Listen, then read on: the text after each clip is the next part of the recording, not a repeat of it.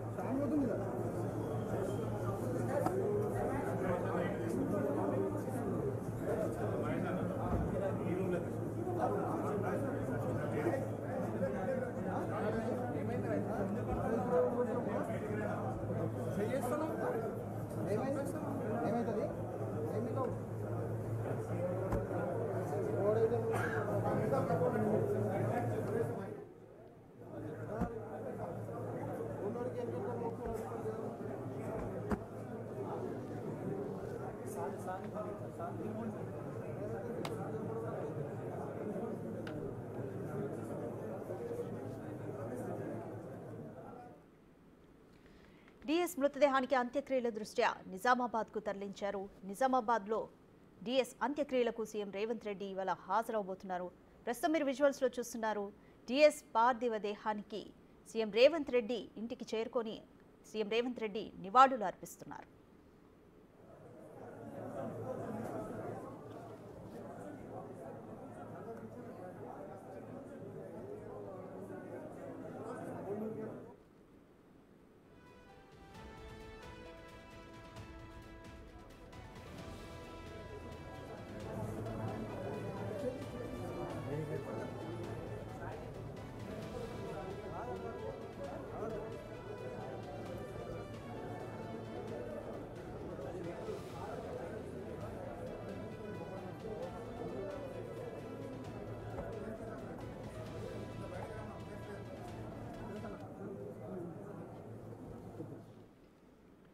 మాజీ మంత్రి పీసీసీ మాజీ చీఫ్ ధర్మపురి శ్రీనివాస్ అంత్యక్రియలను ఈరోజు నిజామాబాద్లో నిర్వహించనున్నారు.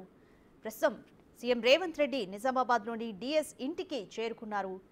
డిఎస్ భౌతిక కాయానికి నివాళులు అర్పిస్తున్నారు. ఈరోజు ఉదయం 11 గంటలకు హెలికాప్టర్ ద్వారా ఆయన నిజామాబాద్కు చేరుకున్నారు.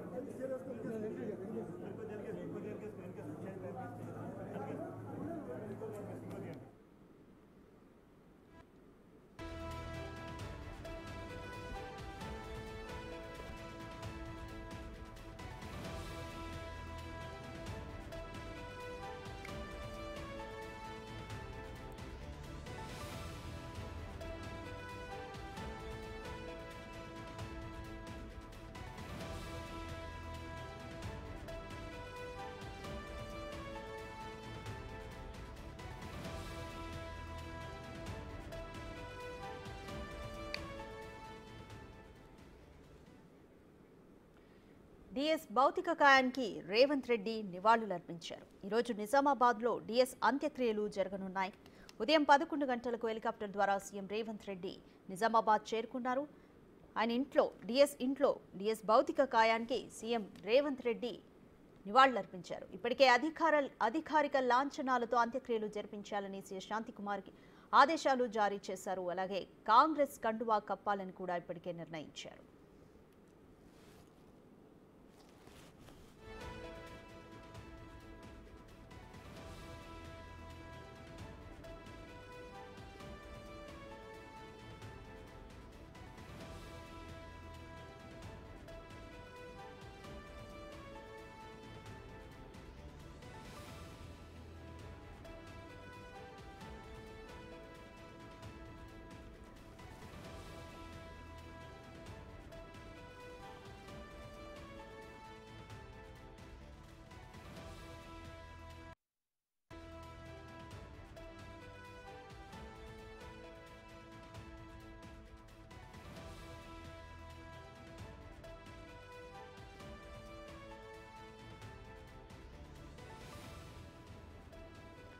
పీసీసీ మాజీ చీఫ్ ధర్మపురి శ్రీనివాస్ భౌతిక కాయం ఇప్పటికే నిజామాబాద్లోని ఆయన నివాసానికి చేరుకుంది.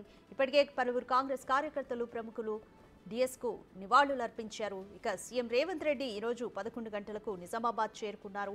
డిఎస్ నివాసంలో డిఎస్కు నివాళులర్పించారు. డిఎస్ భౌతిక కాయానికి నివాళులర్పించారు. ఈరోజు మధ్యాహ్నం 2 గంటలకు డిఎస్ అంత్యక్రియలు జరిగే అవకాశం కనిపిస్తుంది. విజువల్స్లో మీరు చూస్తున్నారు. రేవంత్ రెడ్డి డిఎస్ నివాసానికి చేరుకుంటున్న దృశ్యాలను మీరు చూస్తున్నారు. అలాగే ఆయన కొడుకులైన సంజయ్ను అలాగే ధర్మపురి అరవింద్ను కూడా సీఎం రేవంత్ రెడ్డి పరామర్శిస్తున్న దృశ్యాలు చూస్తున్నారు.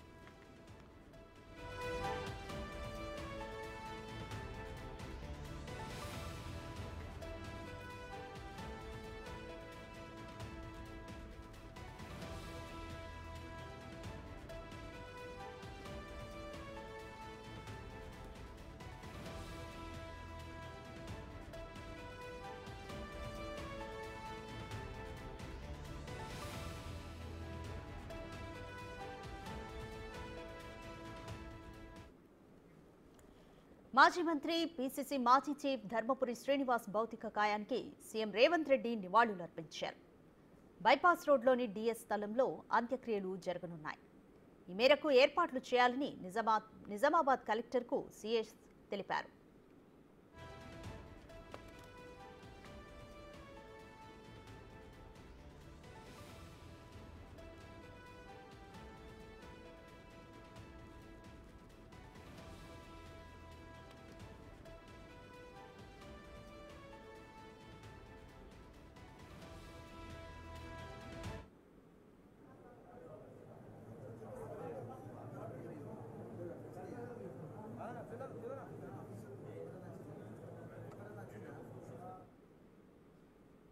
వరకు గాంధీ కుటుంబాలకు ఆంతరంగికుడుగా గుర్తింపు పొంది వివిధ హోదాలలో ఆనాడు ఉమ్మడి రాష్ట్రం తెలంగాణ రాష్ట్ర ఏర్పాటు ప్రక్రియలో డి శ్రీనివాస్ గారు ఎవరూ మర్చిపోలేని పాత్రను పోషించారు. డి శ్రీనివాస్ గారి ప్రత్యేక చొరవ వల్ల 2004 సంవత్సరంలో వారు ఆనాడు ఉమ్మడి రాష్ట్ర పీసీసీ అధ్యక్షుడిగా శ్రీమతి సోనియా గాంధీ గారికి తెలంగాణ రాష్ట్ర ఏర్పాటు అవసరాన్ని వారు గుర్తు చేయడం, వారి చొరవ వల్ల 2004లో కరీంనగర్లో శ్రీమతి సోనియా గాంధీ గారు తెలంగాణ రాష్ట్ర ఏర్పాటును ఆమోదించి తెలంగాణ 4 కోట్ల ప్రజలకు మాట ఇవ్వడం జరిగింది. 2004లో కాంగ్రెస్ పార్టీ అధికారంలోకి రావడానికి ఆనాడు మహాకూటమి CPI, CPM, TRS, Congress party, MIM సహకారంతో కాంగ్రెస్ ప్రభుత్వాన్ని రాష్ట్రంలో కేంద్రంలో ఏర్పాటు చేయడానికి వారి చొరవ ఎంతో ఉపయోగపడ్డది. వారి యొక్క ఆలోచన విధానము సమన్వయాన్ని దృష్టిలో పెట్టుకొని 2009లో ఎన్నికల సందర్భంగా మళ్ళీ శ్రీమతి సోనియా గాంధీ గారు ఆనాడు ఉమ్మడి రాష్ట్రంలో కాంగ్రెస్ పార్టీని అధికారంలోకి తేవాలి అని అంటే పెద్దలు డి శ్రీనివాస్ గారిని మళ్ళొకసారి పీసీసీ అధ్యక్షుడిగా ఆనాడు శ్రీమతి సోనియా గాంధీ గారు నియమించడం జరిగింది. అంటే డి శ్రీనివాస్ గారి యొక్క పనితనము, వారి చొరవ, శ్రీమతి సోనియా గాంధీ గారికి వారికి ఉన్న అనుబంధము మనందరము గుర్తించి, అదేవిధంగా డి శ్రీనివాస్ గారు మధ్యలో కొన్ని అనివార్య పరిస్థితుల్లో పార్టీకి దూరమైన సెంట్రల్ హాల్లో డి శ్రీనివాస్ గారు ఎదురుపడితే శ్రీమతి సోనియా గాంధీ గారు, ఎందుకంటే నేనే ప్రత్యక్ష సాక్షిని, సీను హౌ ఆర్ యూ అని డి శ్రీనివాస్ గారిని పలకరియడం జరిగింది. అప్పుడు నేను డి శ్రీనివాస్ గారు మన పార్టీలో లేరు తెలుసు కదా మేడము అని అంటే, పార్టీలో లేకపోయినా డి శ్రీనివాస్ మన మనిషి మనవాడు అని చెప్పి శ్రీమతి సోనియా గాంధీ గారు ఆప్యాయంగా డి శ్రీనివాస్ గారిని గుర్తించి పలకరించింది. ఆ తర్వాత డి శ్రీనివాస్ గారు నాతో మాట్లాడుతూ తిరిగి కాంగ్రెస్ పార్టీలో చేరాలనుకుంటున్నాను అని వారు ప్రస్తావించారు. నేను అడిగిన పెద్దల శ్రీనివాస్ గారిని, మరి ఇప్పుడు మీరు రాజ్యసభలో ఉన్నారు, తిరిగి కాంగ్రెస్లోకి వస్తే మీరేమైనా పదవి ఆశిస్తున్నారా అని. అంటే వారు ఒక్క మాట అన్నారు, నాకు ఎలాంటి పదవుల మీద వ్యామోహము ఆశ లేదు. చిన్న కార్యకర్త నుంచి పిసిసి ప్రెసిడెంట్గా, మంత్రిగా ఎన్నో రకాలుగా కాంగ్రెస్ పార్టీ, గాంధీ కుటుంబం నన్ను ఆదరించి అవకాశాలు ఇచ్చి ఈ స్థాయికి ఎదగడానికి ఉపయోగపడ్డది. నేను చనిపోయినప్పుడు నా మీద కాంగ్రెస్ పార్టీ జెండా కప్పాలన్నదే ఏకైక కోరిక అని చెప్పి డి శ్రీనివాస్ గారు ప్రస్తావించడం జరిగింది. అందుకే నిన్న ఉదయం ఈ దురదృష్టకరమైన వార్త నాకు చేరిన ఎంబడే రాష్ట్ర ప్రభుత్వ అధికారులకు ఆదేశాలు ఇచ్చి అధికారిక లాంఛనాలతో డి శ్రీనివాస్ గారికి దహన సంస్కారాలను నిర్వహించండి. హుటాహుటిన మా డిప్యూటీ సీఎం బట్టి విక్రమార్క గారిని, శ్రీధర్ బాబు గారిని, ముఖ్యమైన నాయకులందరినీ డి శ్రీనివాస్ గారి ఇంటికి వెళ్ళి వారి పార్థివ దేహం మీద కాంగ్రెస్ పార్టీ జెండా కప్పి కాంగ్రెస్ పార్టీ తరఫున వారి యొక్క చివరి కోరికను నెరవేర్చే బాధ్యతను మా మంత్రివర్గ సహచరులకు ఇవ్వడం జరిగింది. ఈరోజు కూడా డి శ్రీనివాస్ గారికి, వారి కుటుంబానికి, వాళ్ళ పిల్లలతో నాకున్న సన్నిహితం, అదేవిధంగా డి శ్రీనివాస్ గారి మీద ఉన్న గౌరవం, వారు కాంగ్రెస్ పార్టీకి చేసిన ఎనలేని సేవలన్నిటిని దృష్టిలో పెట్టుకొని ఈరోజు ఇక్కడికి వచ్చి వారికి నివాళులు అర్పించడం జరిగింది. డి శ్రీనివాస్ కుటుంబం కాంగ్రెస్ కుటుంబం. ఈ కుటుంబానికి ఎప్పుడు కాంగ్రెస్ పార్టీ అండగా నిలబడుతుంది. అదేవిధంగా వారి జ్ఞాపకార్థం కూడా తీసుకోవాల్సిన చర్యలు తెలంగాణ రాష్ట్ర ప్రభుత్వం తీసుకుంటుంది. ఈ కార్యక్రమాలు పూర్తి అయిన తర్వాత వాళ్ళ కుటుంబ సభ్యులతో చర్చించి ఏం చేస్తే బాగుంటుందో తప్పకుండా ఆ కార్యాచరణ చేపడతాం. ఈనాడు చాలామంది, ముఖ్యంగా నిజామాబాద్ జిల్లా నుంచి తెలంగాణ రాష్ట్రంలో బలహీన వర్గాల శాసనసభ్యులు, నాయకులు ఈరోజు కనిపిస్తున్నారు అని అంటే వాళ్ళందరినీ గుర్తించి అవకాశాలు ఇచ్చి ప్రోత్సహించిన నాయకుడు డి శ్రీనివాస్ గారు. ఇక్కడ ఎరావత్ అనిల్ కావచ్చు, మధు యాస్కి గారు కావచ్చు, లేకపోతే ఈ జిల్లాలో అన్ని జిల్లాల కంటే ఎక్కువ ఈ జిల్లా నుంచి బలహీన వర్గాల ప్రాతినిధ్యం కూడా డి శ్రీనివాస్ గారు ఇచ్చి ప్రోత్సహించడం జరిగింది. కాంగ్రెస్ పార్టీకి సిద్ధాంతపరంగా, కాంగ్రెస్ పార్టీకి ఒక విశ్వాసపాత్రుడుగా డి శ్రీనివాస్ గారిని కోల్పోవడం కాంగ్రెస్కు తీరని నష్టం. తప్పకుండా వారి జ్ఞాపకార్థం వారి గౌరవం పెరిగే విధంగా మా ప్రభుత్వం చర్యలు చేపడుతుంది. వారి కుటుంబానికి అండగా నిలబడడమే కాకుండా కాంగ్రెస్ పార్టీ పక్షాన శ్రీమతి సోనియా గాంధీ, శ్రీ రాహుల్ గాంధీ గారు ప్రత్యేకంగా వారి కుటుంబానికి తన యొక్క నివాళులు చెప్పమని రాహుల్ గాంధీ గారు నాకు చెప్పిండ్రు. ఢిల్లీలో పార్లమెంటు ఇతర అంశాల ఒత్తిడిలో ఉండి వాళ్ళు రాలేకపోయినరు. శ్రీమతి సోనియా గాంధీ గారు ప్రత్యేకంగా సందేశాన్ని పంపిస్తామన్నారు. రాహుల్ గాంధీ గారు కూడా నాకు ప్రత్యేకంగా వారి కుటుంబానికి తెలియజేయమని చెప్పిండు. మీడియా మిత్రుల ద్వారా డి శ్రీనివాస్ గారి అభిమానులకు శ్రీమతి సోనియా గాంధీ, శ్రీ రాహుల్ గాంధీ గారి యొక్క నివాళులు కూడా తెలియజేస్తున్నాము. వారి కుటుంబానికి ఎప్పటికీ కాంగ్రెస్ పార్టీ అండగా నిలబడుతుందని ఈ సందర్భంగా తెలియజేస్తున్నా. ఇట్లాంటి విషయాలు వాళ్ళ కుటుంబంతో చర్చించిన తర్వాత వాళ్ళు ఇట్లాంటి విషయాలకు సంబంధించి ఏం ప్రతిపాదనలు వాళ్ళ కుటుంబంలో ఆలోచనలు ఉన్నాయో వారి ఆలోచనలు తెలుసుకున్న తర్వాత ఇప్పుడు ఈ కార్యక్రమం ఉంది. వాళ్ళు కుటుంబ సభ్యులు ఈ కార్యక్రమంలో మునిగి ఉన్నారు.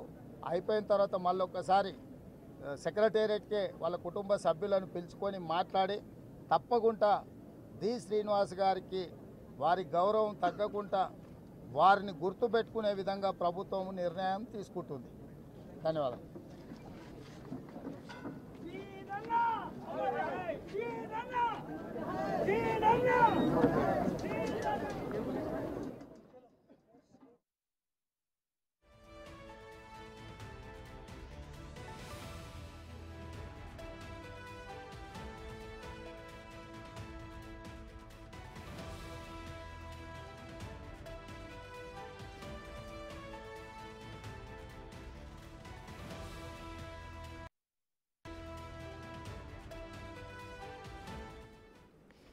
ఈరోజు ఉదయం 11 గంటలకు నిజామాబాద్లోని డిఎస్ నివాసానికి చేరుకున్న సీఎం రేవంత్ రెడ్డి డిఎస్ భౌతిక కాయానికి నివాళులు అర్పించారు.